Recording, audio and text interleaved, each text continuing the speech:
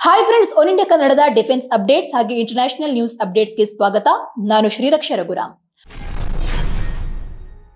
ಪಾಕಿಸ್ತಾನದ ಚುನಾವಣೆ ನಡೆದು 1 ವಾರ ಕಳೆದಿದೆ. ಹಾಗೆ ಮತ ಎಣಿಕೆ ಪೂರ್ಣವಾಗಿ ಬರೋಬ್ಬರಿ 5 ದಿನ ಕಳೆದು ಹೋಗಿದೆ. ಹೇಗಿದ್ರೂ ಕೂಡ ಅಲ್ಲಿ ಹೊಸ ಸರ್ಕಾರ ರಚನೆ ಆಗಲಿಲ್ಲ. ಹೇಗಿದ್ದಾಗಲೇ ಪಾಕಿಸ್ತಾನದಲ್ಲಿ ಹಿಂಸಾಚಾರ ಕೂಡ ಮತ್ತಷ್ಟು ಹೆಚ್ಚಾಗ್ತಾ ಇದೆ. ಈಗ ಪಾಕ್ ಪರಿಸ್ಥಿತಿ ಹೇಗಿದೆ? ಪಾಕಿಸ್ತಾನದ ಹಿಂಸಾಚಾರ ಮತ್ತೆ ಎಲ್ಲೆಲ್ಲಿಗೆ ಹಬ್ತಾ ಇದೆ? ಹಾಗಾದ್ರೆ ಆ ಬಗ್ಗೆ ನೋಡೋಣ. ಬಲೂಚಿಸ್ತಾನದ ಪ್ರಾಂತ್ಯದ ಕ್ಷೇತ್ರದಲ್ಲಿ ಮರುಮತ ಎಣಿಕೆಯ ವೇಳೆ 2 ರಾಜಕೀಯ ಪಕ್ಷಗಳ ಮಧ್ಯೆ ಭರ್ಜರಿ ಫೈಟಿಂಗ್ ಆಗಿದೆ. ಹೀಗಿದಾಗಲೇ 2 ಪಕ್ಷಗಳ ಕಾರ್ಯಕರ್ತರು ಪರಸ್ಪರ ಗನ್ ಹಿಡಿದು ಕಿತ್ತಾಡಿದ್ದಾರೆ. ಹೀಗೆ ಒಂದು ಗುಂಪು ಮತ್ತೊಂದು ಗುಂಪಿನ ಮೇಲೆ ಫೈರಿಂಗ್ ಮಾಡಿದ ಹಿನ್ನೆಲೆ 2 ಮೃತಪಟ್ಟಿದ್ದಾರೆ ಅಂತ ಹೇಳಲಾಗಿದೆ. ಇನ್ನು ಪರಿಸ್ಥಿತಿ ನಿಭಾಯಿಸಲು ಪೊಲೀಸರು ಹೆಚ್ಚಿನ ಭದ್ರತೆಯನ್ನು ಒದಗಿಸಿದ್ದಾರೆ. ಹೀಗಿದ್ರೂ ಕೂಡ ಅಲ್ಲಿ ವಾತಾವರಣ ತಿಳಿಯಾಗಲಿಲ್ಲ. ಕಿತ್ತಾಟ ಶುರುವಾಗಿದ್ದು ಹೇಗೆ ಹಾಗಾದ್ರೆ? ಬಲೂಚಿಸ್ತಾನ್ ಅವಾಮಿ ಪಾರ್ಟಿ ಮತ್ತು ಪಾಕಿಸ್ತಾನ್ ಪೀಪಲ್ಸ್ ಪಾರ್ಟಿ ಬೆಂಬಲಿಗರು ಈ ರೀತಿ ಬಡಿದಾಡಿದರಂತೆ. ಕರಾಚಿ ಗಡಿಭಾಗದ ಕೈಗಾರಿಕಾ ಪ್ರದೇಶದಲ್ಲಿರುವಂತಹ ಚುನಾವಣಾ ಅಧಿಕಾರಿ ಕಚೇರಿಯ ಹೊರಭಾಗದಲ್ಲೇ ಇವರು ಈ ರೀತಿ ಫೈಟಿಂಗ್ ಮಾಡಿದ್ದಾರೆ. ಹೀಗಾಗಿ ಘಟನೆಯಲ್ಲಿ ಒಟ್ಟಾರೆ 10ಕ್ಕೂ ಹೆಚ್ಚು ಜನರು ಗಾಯಗೊಂಡಿದ್ದಾರೆ ಅಂತ ಹೇಳಲಾಗಿದೆ. ಫೆಬ್ರವರಿ 8ಕ್ಕೆ ನಡೆದಿದ್ದಂತಹ ಪಾಕಿಸ್ತಾನ ಚುನಾವಣೆಯಲ್ಲಿ ಬಿಎಪಿ ಪಕ್ಷದ ಮೊಹಮ್ಮದ್ ಸಲೇಹ್ ಭೂತಾನಿ ಅವರನ್ನ ಗೆದ್ದಂತಹ ಅಭ್ಯರ್ಥಿ ಅಂತ ಘೋಷಿಸಲಾಗಿತ್ತು.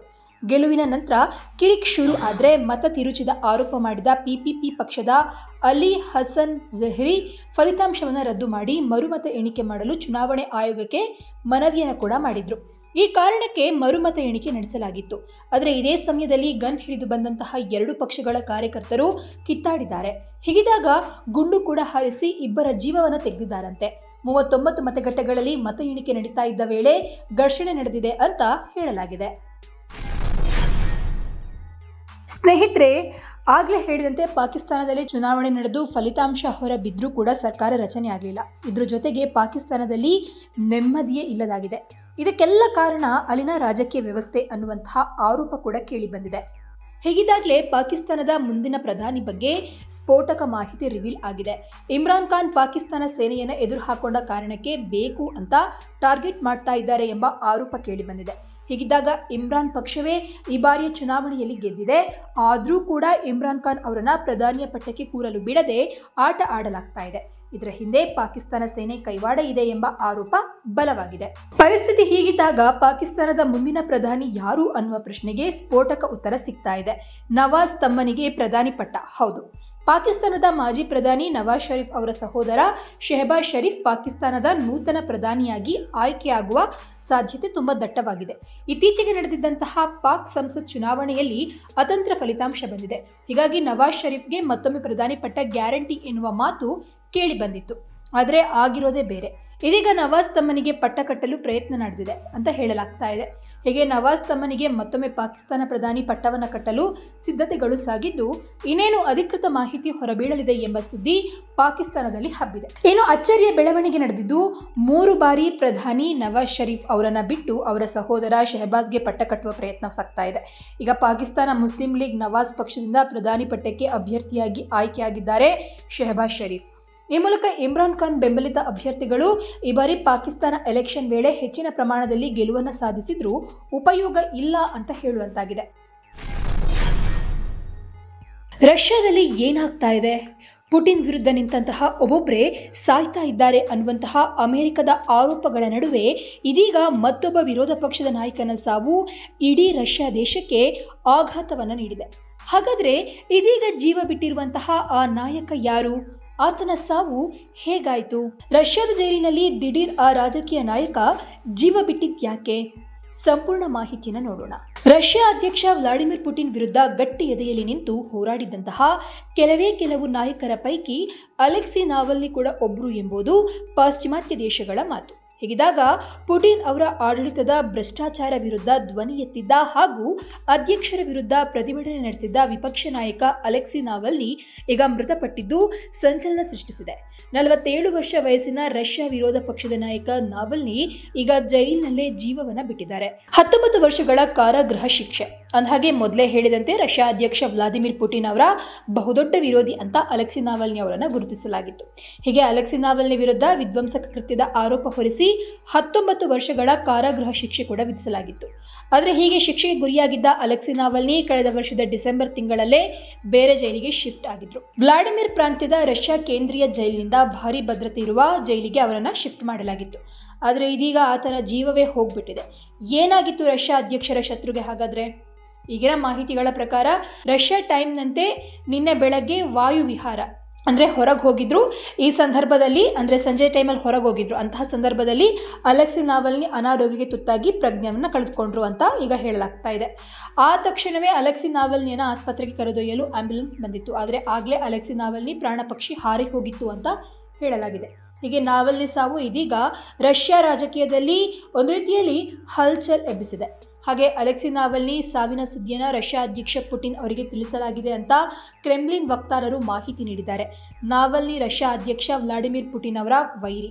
ಇದೇ ಕಾರಣಕ್ಕೆ ನಾವಲ್ನಿಯ ವಿರುದ್ಧ ಗಂಭೀರ ಆರೋಪವನ್ನು ಹೊರಿಸಿ ಜೈಲಿಗೆ ಹಾಕಿರುವಂತಹ ಆರೋಪ ಇದೆ.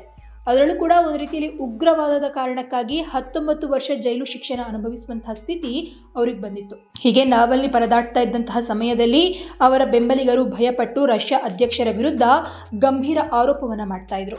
ಈಗ ನೋಡಿದ್ರೆ ನಾವಲ್ನಿ ಜೀವವೇ ಹೋಗ್ಬಿಟ್ಟಿದೆ. ಇದು ರಷ್ಯಾದಲ್ಲಿ ಚುನಾವಣೆಗೆ ಮೊದಲು ಭಾರೀ ಸೂಕ್ಷ್ಮ ಪರಿಸ್ಥಿತಿಯನ್ನು ನಿರ್ಮಾಣ ಮಾಡಿದೆ. ಹಾಗಾದರೆ ಏನಾಗ್ತಾ ಇದೆ ರಷ್ಯಾ ದೇಶದಲ್ಲಿ ಈಗ? ಯುಕ್ರೇನ್ ವಿರುದ್ಧ ರಷ್ಯಾ ಯುದ್ಧ ಘೋಷಣೆಯನ್ನು ಮಾಡಿ ಇನ್ನೇನು ಕೆಲವೇ ದಿನಗಳಲ್ಲಿ 2 ವರ್ಷ ತುಂಬಲಿದೆ. ಈ ಸಮಯದಲ್ಲಿ ಈ ರೀತಿಯ ಘಟನೆ ನಡೆದಿದೆ.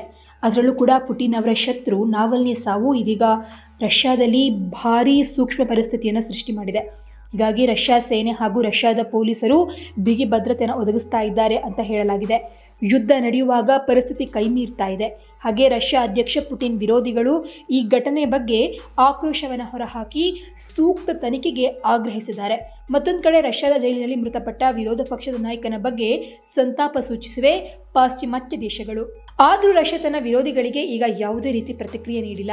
ಹೀಗಾಗಿ ಪುಟಿನ್ ಅವರ ನಡೆ ಭಾರೀ ಕುತೂಹಲವನ್ನು ಕೆರಳಿಸಿದೆ. Launch of GSLV rocket, GSLV F-14 INSAT 3DS launched today.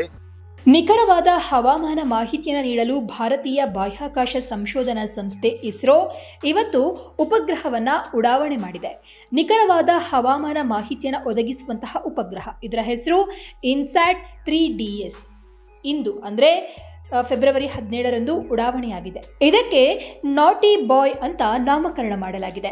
ಇವತ್ತು ಸಂಜೆ 5:35ಕ್ಕೆ ಶ್ರೀಹರಿಕೋಟಾದ ಸತೀಶ್ ಧವನ್ ಬಾಹ್ಯಾಕಾಶ ಕೇಂದ್ರದಿಂದ GSLV F-14 ಉಡ್ಡಯನವನ್ನು ಮಾಡಿದೆ. ಇದು Jio synchronous transfer orbit GTO ಅಲ್ಲಿ ಲಿಫ್ಟ್ ಆಫ್ ಆದ ಸುಮಾರು 20 ನಿಮಿಷಗಳ ನಂತರ ನಿಯೋಜಿಸಲ್ಪಡ್ತದೆ. ಇದು ಒಟ್ಟಾರೆಯಾಗಿ ರಾಕೆಟ್ನ 16ನೇ ಮಿಷನ್ ಆಗಿರ್ತದೆ ಮತ್ತು ದೇಶೀಯವಾಗಿ ಅಭಿವೃದ್ಧಿಪಡಿಸಿದಂತಹ ಕ್ರಯೋಜೆನಿಕ್ ಎಂಜಿನ್ ಅನ್ನು ಬಳಸಿಕೊಂಡು ಅದರ 10ನೇ ಹಾರಾಟವಾಗಿದೆ. ಇನ್ಸ್ಯಾಟ್ 3DS ಉಪಗ್ರಹವು 3ನೇ ತಲೆಮಾರಿನ ಹವಾಮಾನ ಉಪಗ್ರಹವನ್ನು ಭೂಸ್ಥಿರ ಕಕ್ಷೆಯಲ್ಲಿ ಇರಿಸಲು ಅನುಸರಣಾ ಕಾರ್ಯಾಚರಣೆಯಾಗಿದೆ. ಇನ್ನು ಈ ನಾಟಿ ಬಾಯ್ ಏನ್ ಮಾಡುತ್ತೆ ಹಾಗಾದ್ರೆ? ನಾಟಿ ಬಾಯ್ ತೂಕ 2274 kg. ಒಮ್ಮೆ ಕಾರ್ಯಾರಂಭಿಸಿದ ನಂತರ ಉಪಗ್ರಹವು ಭೂವಿಜ್ಞಾನ ಹವಾಮಾನ ಇಲಾಖೆ IMD, ರಾಷ್ಟ್ರೀಯ ಸಾಗರ ತಂತ್ರಜ್ಞಾನ ಸಂಸ್ಥೆ NIOT, ಹವಾಮಾನ ಮುನ್ಸೂಚನೆ ಕೇಂದ್ರ ಮತ್ತು ಭಾರತೀಯ ರಾಷ್ಟ್ರೀಯ ಕೇಂದ್ರದ ಅಡಿಯಲ್ಲಿ ವಿವಿಧ ವಿಭಾಗಗಳಿಗೆ ಕೆಲಸವನ್ನು ಮಾಡ್ತದೆ. ಈ 51.7 ಮೀಟರ್ ಉದ್ದದ rocket a major payload, sounder payload, data relay transponder ಇನ್ನಿತರ ವಸ್ತುಗಳನ್ನು ಹೊತ್ತೊಯ್ಯುತ್ತದೆ. ಮೋಡಗಳು, ಮಂಜು, ಮಳೆ, ಹಿಮ ಮತ್ತು ಅದರ ಆಳ, ಬೆಂಕಿ, ಹೊಗೆ, ಭೂಮಿ ಮತ್ತು ಅದರ ಸಾಗರಗಳನ್ನು ಸಂಶೋಧಿಸಲು ಇದನ್ನು ಬಳಸಲಾಗುತ್ತದೆ. Launch of GSLV rocket, GSLV F-14 INSAT 3DS launched today at 5:35 p.m. evening.